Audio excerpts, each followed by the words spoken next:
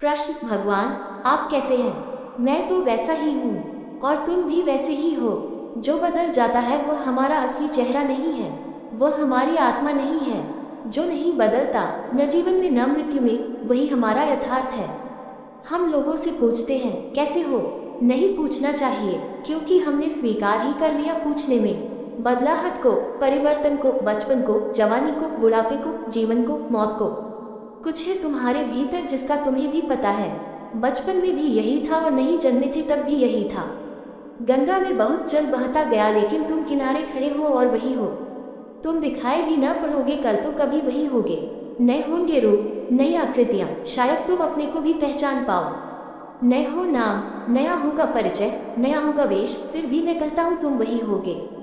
तुम सदा से वही हो और तुम सदा परिचय, नया होगा वेश, फिर भी मैं कहता हूँ तुम वही होगे। तुम सदा से वही हो और तुम सदा वही रहोगे। इस सदा सनातन शाश्वत को चाहो तो ईश्वर कहो, चाहो तो तुम्हारी सत्ता कहो। इस पर बहुत लहरें आती और जाती है, पर समंदर वही है। बदलाहट झूठ है, लेकिन हमने बदलाहट को सच माना हुआ है और उसे संसार बना लिया है। काश हम समझ सके कि बदलाहट झूठ है, तो चोर और साधु में कोई फर्क न रह जाए, क्योंकि दोनों के भीतर जो है वह न तो चोर है और न साधु है, तो हिंदू और मुसलमान में कोई फर्क न रह जाए। उनकी भाषाएं अलग होंगी, लेकिन उनकी भाषाओं के भीतर छिपा एक साक्षी भी है। कृत्य अलग होंगे, लेकिन उन कृत्यों के पीछे छिपा भी कुछ है जो सदा वही है, और उस सनातन की तलाश ही धर्म है। पूछना चाहिए लोगों से, बदले तो नहीं हो, मगर उल्टा है संसार, उल्टे है उसके नियम, उलझुल है उसकी बातों। और चूंकि भीड़ उनको मान कर चलती है, दूसरे भी उनको स्वीकार कर लेते हैं। अपने चेहरे को तुम देखते हो दर्पण में तो सोचते हो तुमने अपने को देख लिया। काश इतना आसान होता तो सभी को आत्मदर्शन हो गया होता। सुनते हो अपना नाम तो सोचते हो तुम्हें अपना नाम पता है। बात इतनी सस्ती होती तो दुनिया मत धर्म की कोई जरूरत न थी। वह नाम तुम्हारा नहीं है, उधार है और बासा है। आए थे तुम बिना नाम के और जाओगे तुम बिना नाम के। हम जब मुर्दे को ले जाते हैं मरघट की तरफ तो कहते हैं राम नाम सत्य है। उस आदमी का नाम जो मर गया कोई नहीं कहता, और जिंदगी भर वही सच था, आज अचानक झूठ हो गया। पैदा हुआ तब बिना नाम के हुआ था, और मरा है तो राम के नाम को सच कर गया और अपने नाम को झूठ कर गया। जिंदगी भर राम नाम सत्य है, और हर पल हर घड़ी आदमी अर्थी पर सवार है। किसी भी पल तुम्हारी यात्रा मरघट की तरफ शुरू हो सकती है। अंग्रेजी में कहावत है, मत पूछो कि चर्च की घंटियां किसके लिए बजती हैं, क्योंकि जब कोई मरता है तो चर्च की घंटियां बजती हैं पूरे गांव को खबर देने को। कहावत है कि मत पूछो कि घंटियां किसके लिए बजती हैं। घंटियां सदा तुम्हारे लिए बजती हैं, मरता कोई भी हो। अर्थी हमेशा तुम्हारी निकलती है, भला अर्थी लेकर ही तुम क्यों न चल पड़े हो। अर्थी पर जलती हुई लाश तुम्हारी होती है, भला अर्थी को आग तुमने क्यों न दी हो।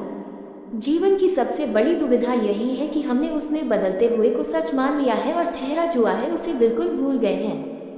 मैं तो वही हूँ और होने का उपाय नहीं है। चाहो भी तो कुछ और हो नहीं सकते हो। जिंदगी भर कोशिश तो करते हो कुछ हो जाने की। सारी महत्वाकांक्षाएं, सारी दौड़ धूप एक ही तो है कि कुछ हो जाऊं। और सार जीवन का दुर्भाग्य क्या है कि कोई भी कुछ नहीं हो पाता। और आश्चर्य कि तुम जो थे सदा थे, कितने ही भागे, कितने ही दौड़े, फिर भी वही रहे। लेकिन अंतिम समय तक भी लोगों को इसका होश नहीं आता। जिस दिन इस बात का होश जाए कि मुझे कुछ होना नहीं है, मुझे सिर्फ उसे खोज लेना है जो मैं हूँ, तुम्हारे जीवन में क्रांति का क्षण आ गया। तुम्हारे जीवन में परमात्मा की घड़ी आ गई। तुम मंदिर के द्वार आ गए। अब तुम्हारी अर्थी नहीं उठ सकती, अब तुम्हारा नाम नहीं बदल सकता। अब सदियां आएंगी और जाएंगी, तारे उगेंगे और डूबेंगे, लेकिन तुम्हारा होना उस जगह पहुंच गया जहां सब स्थिर है, सब शांत है, सब मौन है, कोई हलचल नहीं, कोई लहर नहीं, कोई तरंग नहीं। इस निस्तृत संगीत का नाम समाधि है, इस शून्य हो जाने का नाम सत्य हो जाना है। मेरे पास लोग आते हैं कुछ होने के लिए, और मेरी मुसीबत है कि मैं उन्हें मिटाना चाहता हूँ ताकि वे वही बच रहे जो हैं। वह अस्तित्व का दान है, और जो हम बना लेते हैं वे रेते पर बनाए हुए घरौंदे हैं। हवा का जरा सा झोंका और घर गिर जाते हैं। पानी पर खींची गई लकीरें हैं, तुम बना भी नहीं पाते और मिट जाती हैं। मगर तुम बनाए चले जाते हो, तुम लौट कर भी नहीं देखते कि तुम्हारा बनाया सब मिट जाता है, सब खो जाता है। और एक बार नहीं 1000 बार, और एक जन्म में नहीं हजारों जन्मों में तुमने यही किया है। कब तक यही करोगे?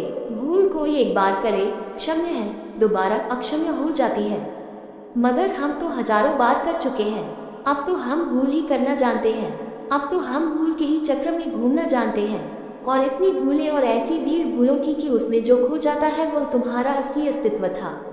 जिस दिन से मैंने अपने को पहचाना है उस दिन से कोई परिवर्तन नहीं पाया है। सब बदल गया है, रोज बदलता जाएगा, लेकिन भीतर कोई चुपचाप खड़ा, स्वास्थ्य में और बीमारी में, सफलता में और असफलता में बिल्कुल वही है। अमेरिका की जेलों में मुझे बहुत सारे अनुभव हुए जो शायद जले के बाहर नहीं भी होते, क्योंकि करीब करीब 5 जेलों में मुझे रखा गया, बिना कारण, बिना किसी जुर्म के। लेकिन शायद मैं गलत हूँ, मैं जिसे जुर्म नहीं समझता हूँ वे उसे जुर्म समझते हैं। सोचना जुर्म है, शांत होना जुर्म है, मौन जुर्म है, ध्यान जुर्म है। सत्य शायद इस दुनिया में सबसे बड़ा पाप है। वे उसकी ही मुझे सजा दे रहे थे, लेकिन उनकी तकलीफ ये थी जो कि हर जेलर ने मुझे अपनी जेल से छोड़ते वक्त कही कि हजारों कैदी हमारी जेल से गुजरे हैं, लेकिन एक बात जिसने हमें सोने नहीं दिया वही है कि हम तुम्हें सता रहे हैं और तुम मजा ले रहे हो। मैंने उनसे कहा कि तुम्हारी समझ के बाहर है, क्योंकि तुम जिसे सता रहे हो वह मैं नहीं हूँ और जो मजा ले रहा है वह मैं हूँ। मैं देख रहा हूँ नाटक को जो मेरे चारों तरफ चल रहा है। और जब जेल के बाहर पत्रकार मुझसे पूछते कि आप कैसे हैं तो मैं उनसे कहता कि ठीक वैसा जैसा हमेशा से था, तो अमेरिकी पत्रकार की समझ के बाहर था। वह कहता कि जेल में और जेल के बाहर आपको कोई फर्क समझ मग नहीं आता। मैं उनसे कहता जेल में और जेल के बाहर तो बहुत फर्क है, मगर तुमने कुछ और पूछा था। तुमने मेरे बाबत पूछा था, जेल की बाबत नहीं पूछा था। जेल के भीतर और जेल के बाहर मैं वही हूँ। जेल में फर्क है और जेल के बाहर फर्क है। हथकड़ियों में बंधा हुआ भी मैं वही हूँ, और हथकड़ियों से छूट जाऊंगा तो भी वही हूँ। हथकड़ियाँ मुझे कैसे बदल सकती हैं, और जल की दीवारें मुझे कैसे बदल सकती हैं।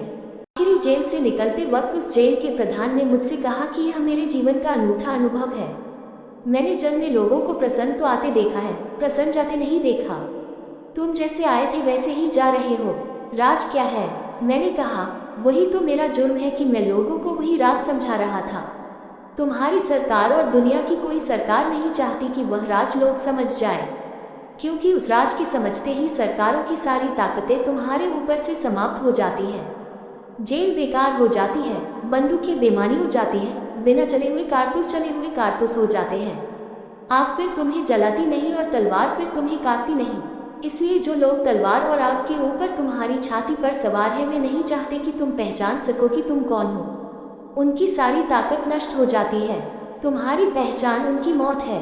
और यह आश्चर्यजनक नहीं है कि सदियों में जब भी कभी किसी आदमी ने तुम्हें तुम्हारी याद दिलाने की कोशिश की है तो सरकार आड़े आ गई है, न्यस्त स्वार्थ आड़े आ गए हैं। सुकरात को जहर देते वक्त जो जुर्म उसके ऊपर आरोपित किए गए थे वे जुर्म थे कि वह लोगों को अनैतिक होना सिखा रहा है। वह केवल लोगों को यही सिखा रहा था कि तुम कौन हो। लेकिन नीति के ठेकेदारों का लगता था कि अगर लोग जान लें कि वे कौन हैं तो फिर उनकी ठेकेदारी का क्या होगा। तो मत किसी से पूछना कभी कि तुम कैसे हो। यही पूछना कि पहचान पाए अभी तक उसको या नहीं जो कभी नहीं बदलता। और ऐसे लोगों की संख्या बढ़ानी है दुनिया में जो कभी नहीं बदलते। वे ही नमक हैं इस जमीन के, वे ही सारभूत हैं, उनको होना ही सार्थक है। उन्होंने ही अस्तित्व के ऋण को चुका दिया है जिन्होंने अस्तित्व को पहचान लिया है। कोई भी प्रश्न हो, सभी प्रश्न नासमझी के होते हैं, इसलिए झिझक न करना। समझदारी का तो कोई प्रश्न होता ही नहीं, लेकिन नासमझी के प्रश्न पूछते पूछते आदमी समझदार हो जाता है। टॉप सुनने के लिए धन्यवाद। ओशो टॉप को सुनने के लिए बने रहे हमारे चैनल के साथ।